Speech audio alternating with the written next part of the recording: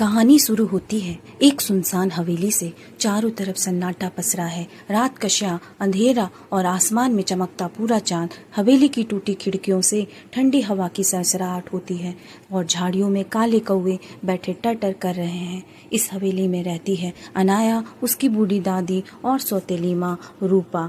अंदर हवेली के आंगन में दादी एक टूटी खाट पर बैठी है। अनाया डरी सहमी सी दादी की गोद में सिमटी है। दादी उसके सर पर हाथ फेरती है और कहती है, बेटी, इस हवेली में रात को पुराने हिस्से में कभी मत जाना, वहाँ बुरी परछाइयाँ हैं। अनाया की आंखें भय से और फैल जाती है। अचानक रूपा वहाँ आ जाती है। उसका चेहरा गुस्से से लाल है। वो अनाया पर चीखती है, सारा दिन बैठे रहती है, जा लकड़ियाँ ले आ पुराने हिस्से से, वरना आज खाने को कुछ नहीं मिलेगा। अनाया डर के मारे थरथरा जाती है और दादी उसे पकड़ने की कोशिश करती है, मगर रूपा उसे धक्का देकर पुराने हिस्से की ओर भेज देती है।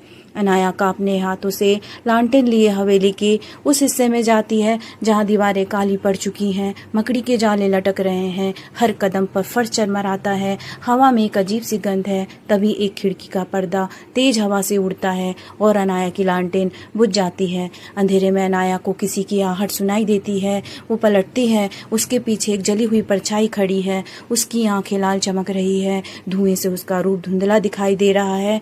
वो धीमी आवाज में कहती है, बेटी, तू क्यों डर रही है? मैं तुझे बचाने आई हूँ। अनाया चीखते चीखते बेहोश हो जाती है। उसी रात तेज आंधी चलती है। रूपा की चीख हवेली में घुसती है। जली हुई आत्मा रूपा को खींचती हुई तहखाने में ले जाती है।